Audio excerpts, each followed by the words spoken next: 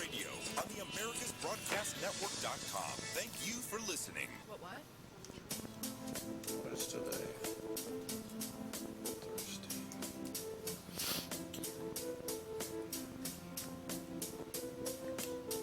I'm not sure when I'll explain.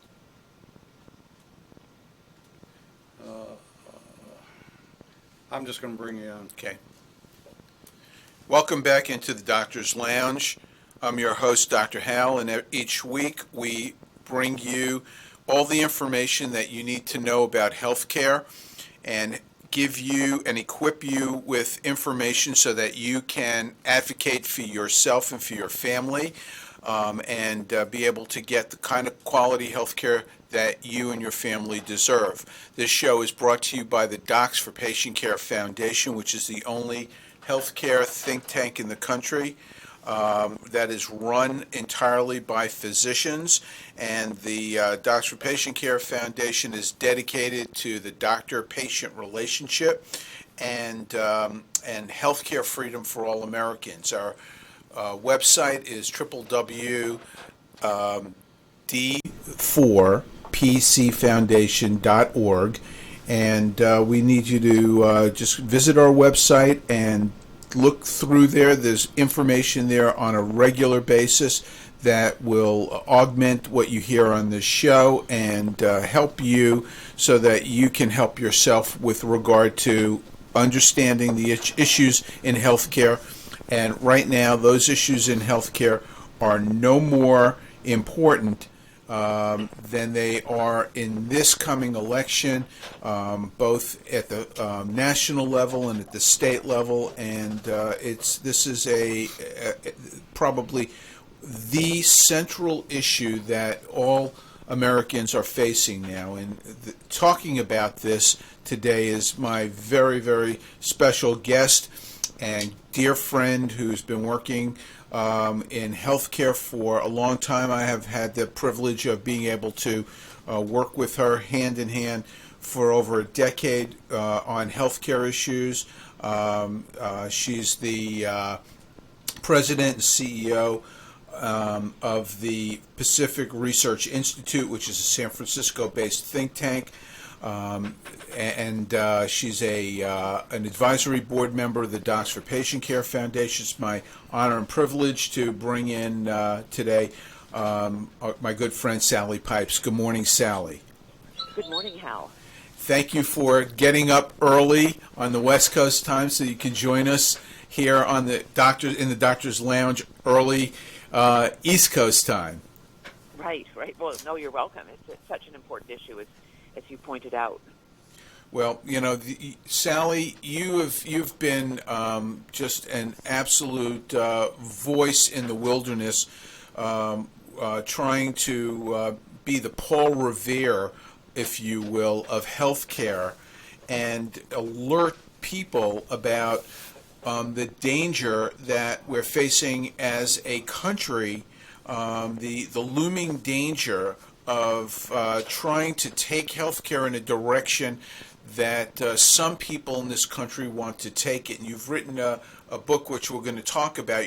You've written a number of books, but your newest book, False Premise, False Promise, The Disastrous Reality of Medicare for All, I think is probably one of the best work that you've put forth. So we're going to concentrate on that and tell everyone today about why you wrote this book and what this all means. And I'm gonna just get started by asking a question. Why do you think that beside the frustration with the high cost of health care, why do you think that this notion about single payer / socialized healthcare has become such a popular concept as it has become? Well, Well, I think that back in 2016 when Senator Sanders was running against Hillary Clinton for the Democratic nomination for president, single payer, i.e. no private insurance allowed at all, really sort of finally came into the fore because he talked nonstop about it and subsequently has introduced a number of bills in the Senate on taking our healthcare system entirely into the hands of the federal government. So, it sounds like a good idea because he gets up and says, everybody will be covered, everybody will have the very best care, there will be no copays, no deductibles, and it will all be free. And of course, we know that it won't be free, and so it's really sort of come into the mainstream. And I think, a new poll just came out from the Kaiser Family Foundation showing that 67% of those people who support the idea of Medicare for all or single payer believe that they can keep their current health insurance plans, because in the employer-sponsored market, 180 million Americans have employer-sponsored coverage, and 71% rate their coverage as good or as excellent. So people don't really understand, I think, what single payer means. They think that's for other people. It's not for them. So we have a big job. You at Docs for Patient Care and myself as an economist have a big job to explain to people and educate them on what it means when the government fully takes over our healthcare system. But it is in the mainstream, it's in the polling, and I think it all started with Senator Sanders back in 2016 when he was running the first time. So, why do you think this has caught on? Well, I think it's caught on because the soundbite sounds great: free healthcare for everybody, and I think that is the issue. People think, well, my healthcare costs a lot. Obamacare did not really, work. Only about 8 million people are covered on the exchanges, and so people are finding that if they're in the exchange market or in the individual market, their deductibles are high. The average family deductible is about $12,000 to $14,000 a year. Middle income people can't afford that, and so when someone like Senator Sanders gets out on the stump and hammers away that single payer healthcare will get rid of deductibles, premiums, everything, and your care will be free and it'll be the best you can imagine, it sounds like a great idea. Before you get into the weeds of what it really would mean for Americans' health care. So, it seems like this is an uphill battle trying to debunk what Senator Sanders and virtually all of the Democrat candidates are advocating, and they've got the assistance of a media that is just so disingenuous that what's the best way, beside writing books or op-eds, of really trying to educate the public about what's going on? Well, I mean that is our big issue, because the mainstream media, of course, is supporting the whole idea and in a big way, and they have a lot of people who listen to them. So we have to continue to write op-eds, go on talk radio, do shows like you're having, because part of the problem too is that the doctors themselves, the American Medical Association represents only about 20% of doctors, but they increasingly far less than that, actually. Far less than that. So, well, but anyway, it's not many, but the American public thinks that every doctor is a member of the American Medical Association. True. And they're really moving.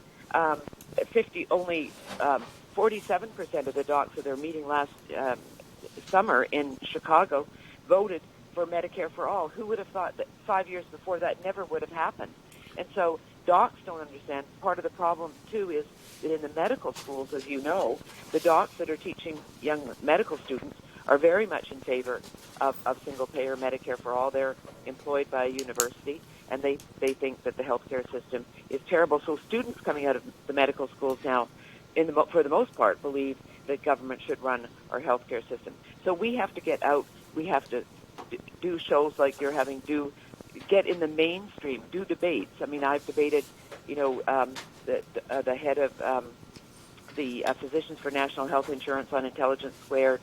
I've debated so many people. But we have to get out and tell in a debate and tell in a way that the American people can understand that if the government fully takes over our healthcare system, it will be no different than it is in Canada, where I'm from, and where there's no private coverage for anything considered medically necessary.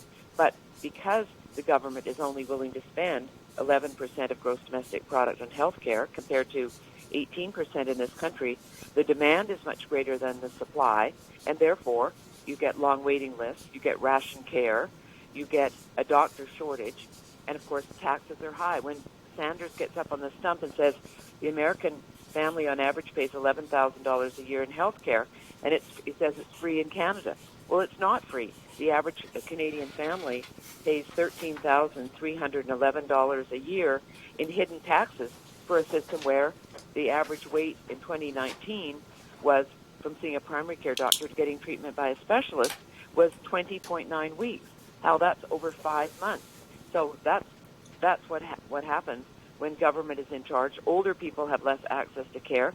Care is rationed, and you have a doctor shortage, and that's what's going to happen in this country if Senator Sanders becomes a Democratic nominee and actually defeats President Trump in the election. Then the other candidates, as you say, I mean, Elizabeth Warren, Senator Warren was initially very much in favor right away of single payer, but when she came out with her cost estimate of $20.5 trillion over 10 years, she was hit, and so she went back and said, well, I'm going to support the public option, which would be a stepping stone approach to single payer. It would mean there would be, in the market, there would be a government insurance plan to compete against private insurers. And we know what that means. The government would price their plan lower, and so people would move into the government plan.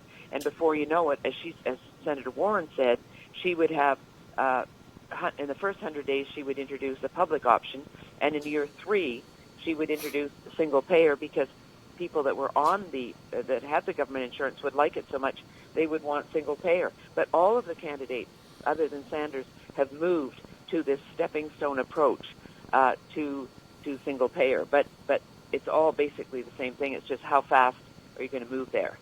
I heard something interesting on the radio on the way in today. Somebody talking about Bernie Sanders and his allegations about billionaires buying the election, like Bloomberg or Steyer. And this fellow who was being interviewed said that what people don't realize is that Bernie Sanders is buying the election. He is using, instead of private money to buy an election, he's using public money to buy the election, telling everybody that everything will be free. And so, he's just as dishonest as the people who he is alleging are trying to buy an election using their own money. Well, exactly. And, he keeps, hammering that there's so many billionaires out there who are, but you're right. I mean, he is doing the same thing. Government, of course, doesn't have its own money. We, the taxpayers, fund the government. And his plan, which initially he even admitted would cost $30 to $40 trillion over 10 years. And, of course, finally he had to say, well, how it was going to be paid for. And it has to be paid for by new taxes. And so he's talking about a 4% new income tax on people earning over $29,000, a new 7.5% payroll tax, a tax on the wealthy, a tax on large financial institutions. But when you add up what the taxes that he's talking about, that adds up to about $17.5 trillion over 10 years. Where is the difference between 17.5 and 30 to 40 trillion dollars over 10 years? So the taxes would have to be even greater, and and other things that would happen would be that the doctors would have to be paid, as he admits, doctors would be paid 40% below what they're paid today. They'd be paid 40% below. They'd be paid Medicare rates, which of course, a lot of doctors don't take Medicare patients because the reimbursement rates from the government are so low. But that's another way where, costs could be cut. But that will have a negative impact on doctors practicing medicine. A number will, of course, retire early from medicine. And my big worry is that if all doctors are public servants and they're not being paid for what they're producing, that the best and the brightest young people will not go into medicine because because there's no incentive. The government will determine how you're going to practice medicine, what you're going to be paid for procedures, just like in Canada. And, you may be, Hal, the very best pediatric urologist. I may be the worst, but we would be paid the same because that's how his government plan would work. So this is going to be very expensive. Doctors are going to be hit by it because they're not going to be paid what they're worth. And he has not taken into account the fact that when people think something is free, they will demand a lot more of it. So the demand for healthcare will be much greater than can be supplied, and therefore, you'll get long waiting lists, ration care, and all of these other issues. So he is being dishonest and lying in telling the American people that their health care will be free and everyone will have the best. I'm going to push back a little bit because what you've just said about me being maybe the best, getting paid the same as the worst in my specialty, that's already happening in this country. It's because almost all care is being paid through third-party payers, and so there really is no competition. There is no the only thing that distinguishes two doctors is reputation, and the better doctors get more patients, but they don't get paid necessarily any more than the worst doctors, and that's part of the problem, and that's part of where we've gotten to with healthcare, which I'm going to circle back to in a second. But you in your book, False Premise, False Promise, which is a must-read, and people should go to Amazon. It's available on Amazon, correct, Sally? Yes, it is, and it will be available shortly in an audio version as well. Absolutely important for those who have these long commutes, and so I encourage everyone to go to Amazon and get Sally Pipe's book, which will help to educate you about why the Democrats' plans from top to bottom are so wrong and so dangerous and based on just a stack of lies. Everyone must read this and buy more than one copy so that you can give it to a millennial who doesn't know anything about economics, let alone healthcare economics. And this is such an important thing for everyone to do. Sally, in your book, I want to just get right to it.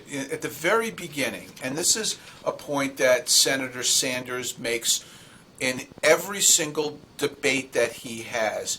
He stands up there and he'll go, "America is the only country in the world where we do not provide universal care for all of our citizens." So, Sally, if you were debating Senator Sanders, and the question came up about, is health care a right? You talk about this in your book. Why don't you respond to how you would answer that question in a debate with the senator? Right. So that is one of the main things. Healthcare is a human right, and in the early debates, one of the moderators of the debate asked the candidates if they believed that healthcare was a human right, and they all said yes. And so the question is healthcare a human right? Well, in America, we are entitled to support life, liberty, and the pursuit of happiness. That is our motto. The idea of healthcare being a human right it's not. Healthcare is neither a right for many nor a privilege for the few. It's a good and service like any other service.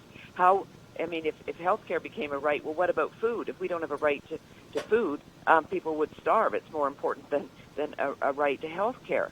But by declaring a right to healthcare, that is green-lighting essentially an unlimited demand for healthcare, it's not miraculously going to engender an unlimited supply to meet that demand. And so it's unclear what a right to health care would really mean. Does it mean the right to the top-notch care, or does it mean that it's a right to equal care, which is, of course, in Canada where they have single payer. Yes, everybody has access to health care, but the right to care, but it's the right to equal care, and the fact that, in many cases, if you can't get care, what good is your care card? And so, would the government have the right to ban people from paying for better care? Well, under Senator Sanders' plan, yes, that would be the case, because there would be no private care. Does the right to health care come with any corresponding duties? If I have a right to health care, would the government have the right to tell me to keep myself healthy? Would I waive that right if I were a smoker or I were obese? I mean, these are hypothetical things here. But in the UK, for example, patients are eligible only for certain procedures if they lose weight or they quit smoking. If your vision seems blurred and you go to the GP, well, and you probably have cataracts, well, the British, under the National Health Service in Britain, you have to have a certain level of blindness before you're even eligible for cataract surgery. So if healthcare were a right, the demand would be much greater than the supply. We would have long waiting lists, and it's not a right because the government would be determining how large the right would be, and it would be a disaster, Hal. You've written an article that came out 2 days ago in Newsweek about doctors who support Medicare for All should be careful what they wish for. And it ties in with so much of what we're seeing right now, Sally, aren't we? The doctors who are supporting Medicare for All are the same doctors who are standing in front of the microphone at the AMA, the same doctors who are being trained in medical schools around this country with no real-world experience. I guess where I'm going is that I think that we're having the conversation about socialized healthcare, socialism versus capitalism, because our education system has really failed us, and it's and this is going a little bit far afield, but I think that the people who are falling victim to the lies of the left are so brainwashed or uneducated, and it's important to get them to open their eyes and see what's happening around the world in different systems. And do you think that that's possible, Sally? Well, I mean, this is one of the reasons why I keep hammering away about the Canadian healthcare system, which I grew up under, because people think that Bernie Sanders tells them that the healthcare system in Canada is free and that everyone gets the very best healthcare. People think, well, that sounds like a great idea, and they think the same about Britain's National Health Service, where even why is it, as Lady Thatcher, Baroness Thatcher's former Chancellor of the Exchequer, Nigel Lawson, said, the healthcare system, the National Health Service, which is 71 years old, has always been a disaster. It's been very expensive, and it's not meeting the needs of the British people. But why is it that people, in a poll will not say that it's a bad system? And he said it's because healthcare in Britain is seen as a right, and it's seen as a religion. You can't criticize it. Mm-hmm. But in fact, it is a disaster. But we're seeing, as we've talked earlier about doctors and the members of the AMA, the American College of Physicians, they're the second largest physicians group in this country. They have come out in support of Medicare for All. And the young docs, as you mentioned, coming out of the medical schools, are increasingly moving to the left. There's now a Students for National Health Insurance, which, on the other side, we have the Benjamin Rush Institute, which is trying to counter all of these arguments. But it's very difficult because when the students every day hear the fact that government should take over our healthcare system, the insurance industry, yes, there are problems, as you mentioned, with a third-party payer system, and there's not a lot of competition. But when as my cousin, who's an ophthalmologist in Vancouver, Canada, he has a global budget for how much he can, earn as a cataract surgeon.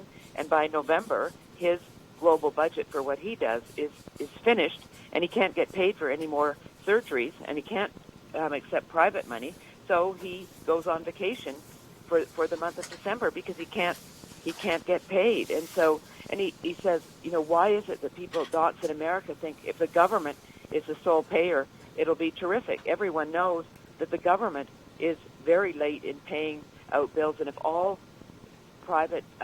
people in the insurance industry, which is about 1 million people, lost their jobs, the government would have to expand its number of employees to pay out the doctors and pay the claims, and they would be dictating, how much you're going to be paid for a certain procedure and how long it takes to get paid. It's going to be a complete disaster. People, are critical of the post office, they're critical of the DMV. Well, these are the people that would be running the healthcare system and would be deciding who gets paid and how much you get paid and when you get paid. Well, there's clearly an important debate that needs to be had, and I would love to see this happen because right now, people are uninformed. You are involved, as am I, in this national effort to inform people called Healthcare for You, and this is an effort to try to make people understand that the single-payer system would deprive them of the ability for them to choose their doctor, choose where they are taken care of, to decide what kind of care they're going to have. When they learn that this will be taken away from them in a single-payer system, they change their opinion about socialized healthcare. Right now, I think the number in their poll of 20,000 individuals who were surveyed was that 79% of people would be willing to pay more in taxes to get health care off their plate. But when they learn that they wouldn't be able to keep their doctors or choose their health care or do any of the things that they currently are doing, they change their mind. Well, exactly. And in the Kaiser poll, where 56% of people polled support Medicare for all single payer, 68% are now supporting the public option, the stepping stone approach to single payer healthcare. But when you ask them, well, as I talked about earlier, 67% believe they can that support single payer believe they can keep their current health care. That support then goes down to 37%. And when you ask them, well, would you be prepared to pay higher taxes for the government to totally run the healthcare system? That support also goes down to 37%. So this is the problem, Hal, that people in America don't understand what this single payer means, and the fact that also, in addition to, could you choose your doctor, would the best and brightest people still be practicing medicine, you have issues with hospitals. Hospitals would be owned by the government. You wouldn't have the latest technology, the latest in CT scanners, MRIs, PET scans, all of these things. In a country like Canada, there are only 16 MRI machines for every million people. In the U.S., we have 44 per million. In a country like Lithuania, that was, communist, there's now 24 CT scanners per million. So the hospitals would not have the best, the latest equipment, and these are diagnostics are very important. I mean, this is one of the reasons why in America right today we have the best cancer survival rate 5 years after diagnosis compared to, countries like England, where England ranks the last among international democracies in terms of cancer. And I'm going to stop you there and pick this up in the second half. My guest is Sally Pipes. We're talking about socialized healthcare. We're discussing her book, False Premise, False Promise. And in the next segment, we're going to talk about specific examples that Sally talks about all the time and enumerates in her book. So stay with us. The Docs for Patient Care Foundation is your way to join the fight and become a member of an organization created by doctors for patients dedicated to fighting for your healthcare freedom and preserving the doctor-patient relationship. Get a pen and paper. Write down www.docsforpatientcarefoundation.org. That's www.docsforpatientcarefoundation.org. Go to our site and please make a generous tax-deductible donation and join the fight today. Thank you. Whether cruising the strip in a 57 Chevy or taking the family on a vacation in a 71 Oldsmobile Vista Cruiser, you need to tune in to Classic Cars with Steve Ronaldo and Jim Weber every Saturday from 8 to 9 a.m. on americaswebradio.com. The Docs for Patient Care Foundation is your way to join the fight and become a member of an organization created by doctors for patients, dedicated to fighting for your healthcare freedom and preserving the doctor-patient relationship. Get a pen and paper. Write down docs4patientcarefoundation.org. That's DOCS, the number 4, patientcarefoundation.org. Go to our site and please make a generous tax-deductible donation and join the fight today. Thank you. You're listening to America's Web Radio on the AmericasBroadcastNetwork.com. Thank you for listening.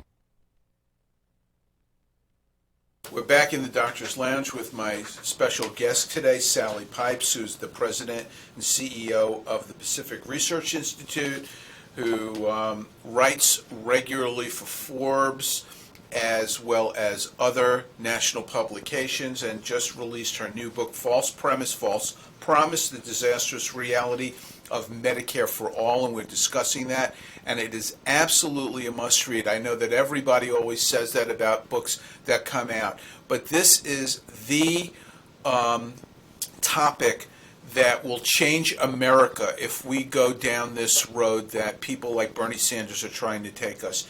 And Sally Pipes tells the story about why this has not worked in countries like Canada and Great Britain, and why, when countries are moving away from socialized healthcare, why on earth would we move towards it?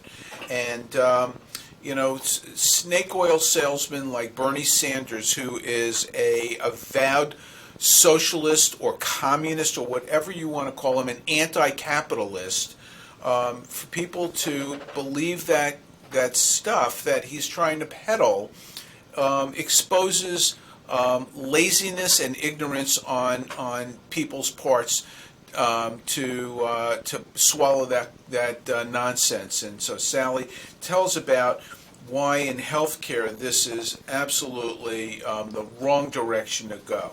So Sally, we broke talking about cancer, how it's so much, the outcomes are so much better in the United States than anywhere else in the world, and that is unquestionable. You gave some examples in your book. The one that I want you to share with everyone is about the little boy in Great Britain with the brain tumor. Right, that went to Spain. Yes. Yes. This is so. If everyone remembers the Charlie Gard story when his parents were denied their son was their own child, and they couldn't take him to Boston, where some doctors were willing to use some very new modern techniques and trying to keep their son alive. Well, there's so many more stories like that, and the family that lived in the UK who their son had cancer, and there was they were told by the docs in the National Health Service that there was no hope for their son, and so they went to Spain and where there was treatment that was available that would allow him to extend his life and maybe be cured from cancer. And of course that is illegal because the government says that was illegal for them to go to Spain, and they were arrested in Spain for taking their son out of the country to get the kind of treatment that was going to allow him to live, and this young boy is still alive because he had, excellent treatment in Spain. And so this is the government. If the government takes over our healthcare system, government will be making decisions for families rather than allowing families and doctors to make the decision for themselves. If you think of in Canada, where all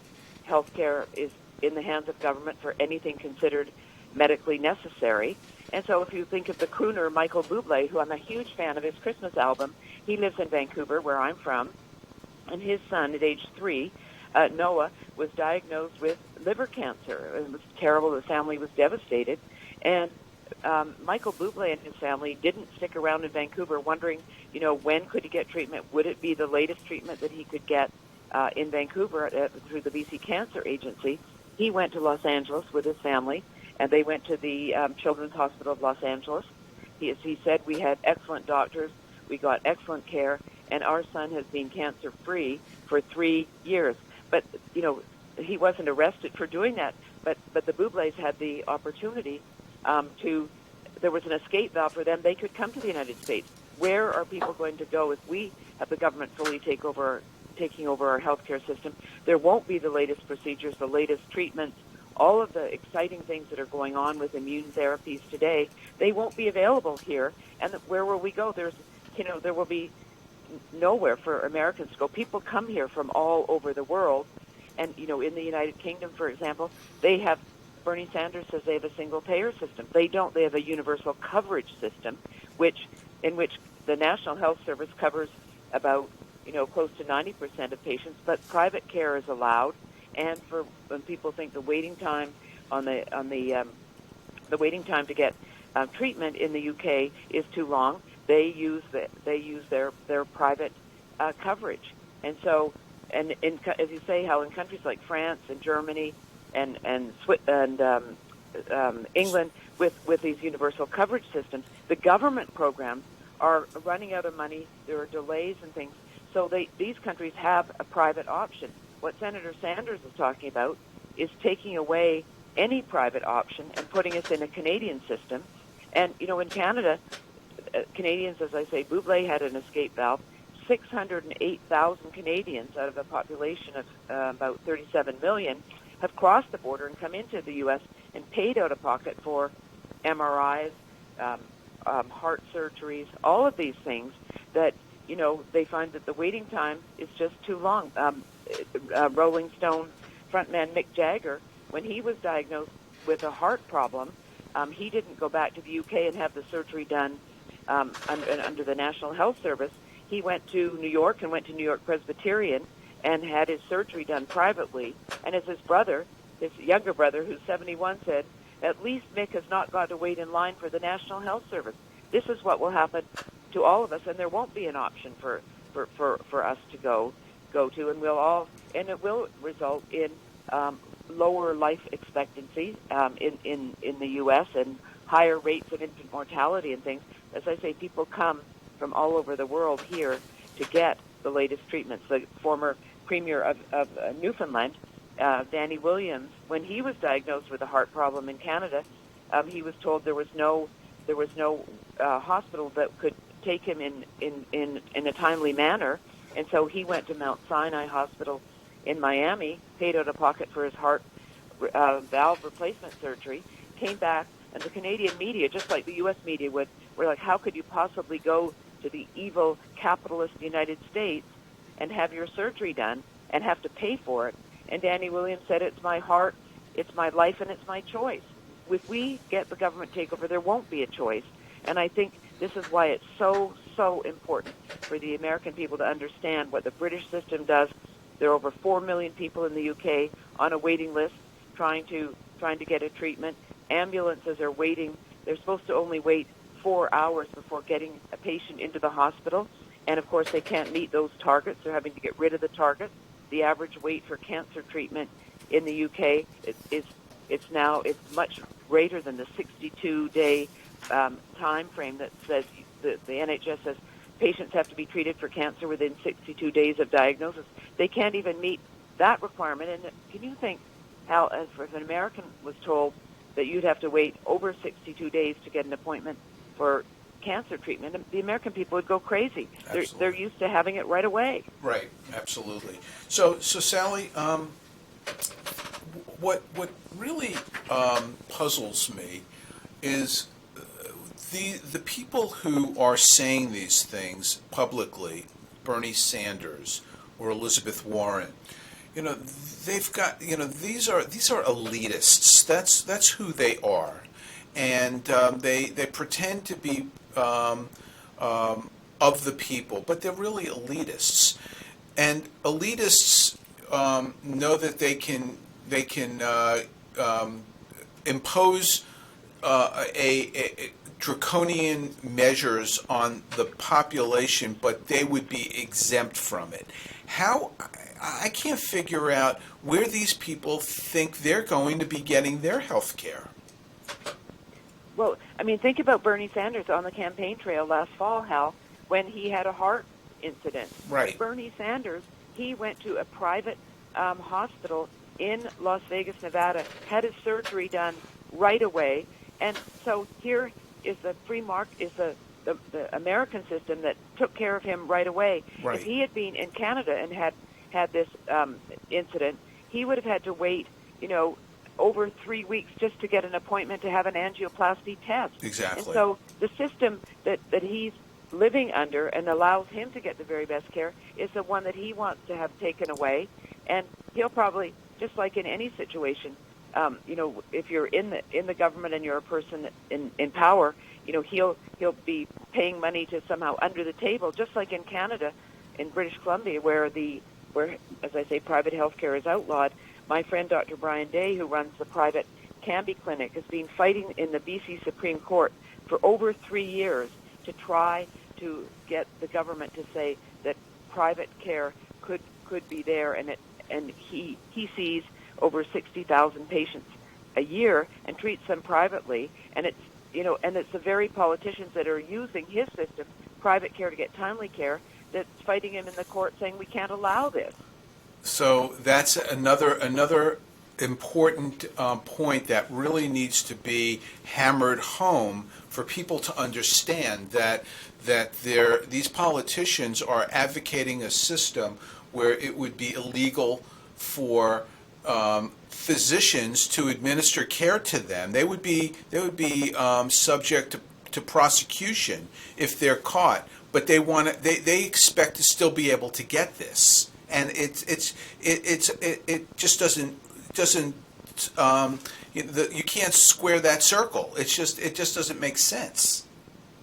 No, it absolutely doesn't. And so many Canadian doctors, when the government took over fully the healthcare system in 1984 under the Canada Health Act, a lot of doctors, retired from medicine after a year when they found out how difficult it was and they couldn't practice the kind of medicine they were trained for. Or moved to the U.S. A lot of them, many moved to the United States. There's, if you go to the Mayo Clinic or any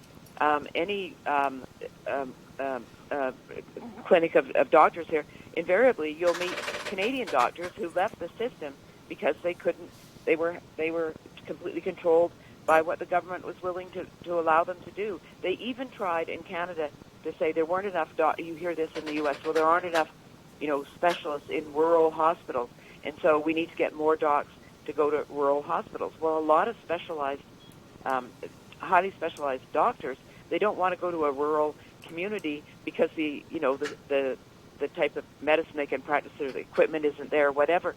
So this was a problem in Canada, and so the provincial governments were forcing Canadian specialists to go and practice for a few years, to get a medallion to go and practice in a small, out-of-the-way community that didn't have access to the kind of equipment that they needed to do their medicine. They had to finally, get rid of that because there was so much of an outcry. In Britain today, they're now posing this new idea because of the long waiting times for people to see doctors that you would have to do group appointments. So groups of 15 patients would have to go and see Hal. And, I might not want to discuss my problem in front of 14 other people that I don't know. Right. And in Canada, the other thing is that you're only allowed to book, when you book your doctor's appointment, you finally get it, you're only allowed to discuss one issue with the doctor. You might have 2 or 3 issues, but you have to book separate appointments. This is what would happen, and Bernie Sanders never talks about, how the access would work. No, because Bernie Sanders is saying you can get all the care you want free anywhere by any doctor that you decide to go to. It's just a pack of lies. We all know that, and that's what needs to be really exposed. But I want to spend the last part of the show talking about the PIPES plan, not about the dangers of single-payer or socialized healthcare. In your book, you talk about ways that we can move that will actually be an alternative to this nonsensical make-believe world that the socialists are trying to sell to people. Why don't you discuss that a bit? Right. So, Hal, as you know, we sort of met around the time of Obamacare. That law, the Affordable Care Act, will be 10 years old on March 23rd this year. There were several attempts to get rid of it, and in the U.S. Supreme Court, and 2 attempts, and it didn't happen.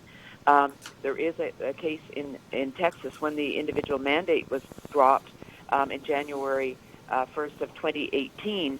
That a number of Republican attorneys general said the whole law was then unconstitutional. That went to the appeals court in New Orleans. It's now back in the Texas lower court, waiting to sort of provide some more information. But the Supreme Court, U.S. Supreme Court, on February 28th has said they are going to make a decision if they're going to take up this case. But in the meantime, Obamacare has not worked, and when Donald Trump became the president and came into office in 2017, he had promised the American people that he would repeal and replace Obamacare. And as you know, that didn't happen. And John McCain thwarted the attempt to get that through. And so here we are. We're in the same situation. Obamacare is still there. It's not working. But we, as people who are fighting single payer, have to have a plan to make some changes to our healthcare system. And one of the biggest issues is we can achieve universal coverage in this country if we offer universal choice. If you look at things like the short-term limited duration plans that the administration brought into being, the association health plans, well, if you look at short-term limited duration plans, which can be a young individual can buy a plan for 12 months, carry it forward for 3 years, and there are no Obamacare 10 essential health benefits in it. And it's, as Alex Azar, Secretary of HHS, said, it's not for everyone, but it is for a certain segment of the population. And today, only 19 states are allowing short-term limited duration plans. Blue state governments are saying this is terrible, it's junk insurance, it's sabotaging the Affordable Care Act, but it's giving people choice. And we need choice in our system. As I say, universal coverage can be achieved if we have universal choice. And what you're doing, Hal, with Docs for Patient Care, you support putting doctors and patients in charge of their health care, not the federal government. But, we have to change the tax code. The federal government got us into this mess in World War II when wage and price controls were in, allowing employers to write off the cost of their health care and for employees to get their health care tax-free. But if you lose your job or you quit your job or you don't have a job that has coverage, you have to buy your health care with after-tax dollars. And we need to change that so that individuals can buy their health care with pre-tax dollars in the same way. I want to get rid of employer-sponsored coverage, but as you know, it's probably not going to happen in the short term. But that is the goal for us. And health savings accounts, which we and I talked about earlier, we need to increase the amount of money that people can put into their HSAs. That is money you put into an account each month. You carry it forward tax-free, and then you have to combine it with a high-deductible insurance plan. But we should allow people to use their HSA to pay for their premiums. We should allow people on Medicare to contribute to their HSA, which is not possible today. We need to, expand retail clinics. Retail clinics are another way where young families or any family or any person, if they have a sore throat or whatever, they don't need to book an appointment with their physician. They can go to a retail clinic at a time that's convenient to them. We need to expand that. We need to raise the age of eligibility for Medicare. Today, the average American lives to age 79, and Medicare kicks in if you want it at age 65. But Hal, as you know, so many, 1 in 3 new Medicare eligibles can't even find a doctor because of those 25% lower reimbursement rates than they get for treating private patients. So we need to means test it. Why should someone like Warren Buffett even be eligible for Medicare when he can, purchase his own private coverage? So we need to reform Medicare. We need to reform Medicaid through block grants to the states rather than having the federal government in charge of Medicaid, giving the money, sending the money out to the states. I think price transparency is a huge part. One of the reasons why there's so much displeasure with the insurance industry is that people don't know what things cost. And so when you have to have a surgery or whatever, or you need an MRI, we need price transparency so people can shop around and get the best price. And that will also reduce the cost of health care. So those are some of the things. Tort reform is a big issue. Doctors practice defensive medicine because they're afraid of being sued. And that, PricewaterhouseCoopers says, costs $210 billion a year. We can reduce the cost of health care if we cap non-economic damages and we cap punitive damages. That will help to solve some of the problems. So we need to open up the system, give people more options, bring about competition, empowering doctors and patients. So those are some of the things that I think are so very important, because if we don't, make these changes and push and educate the American public on why single payer will be bad, we will be not able to do any of these things that you and I support in terms of a plan to bring about more competition.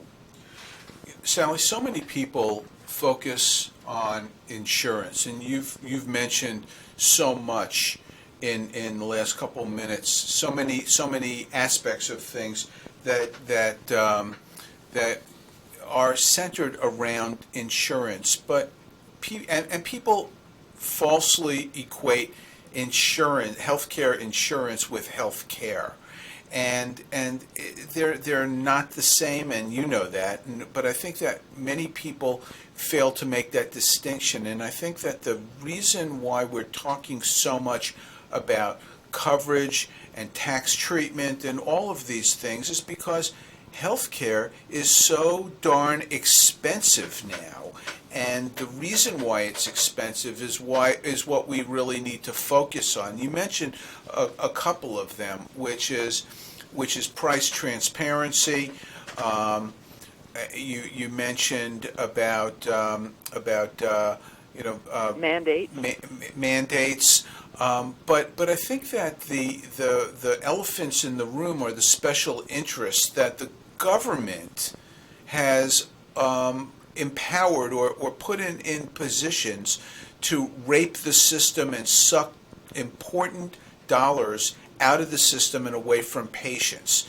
And I think that if we've got right now a president who has been determined to get rid of regulations, and I think that if we can deregulate healthcare and open it up to what the rest of the economy is subject to, which are market forces, and stop giving hospitals, stop giving pharmaceutical companies, insurance companies, all of these breaks, healthcare, and plus uncoupling it and making it not a third-party event, but making insurance what it should be, which is a hedge against a catastrophic event and not first dollar spent out of pocket.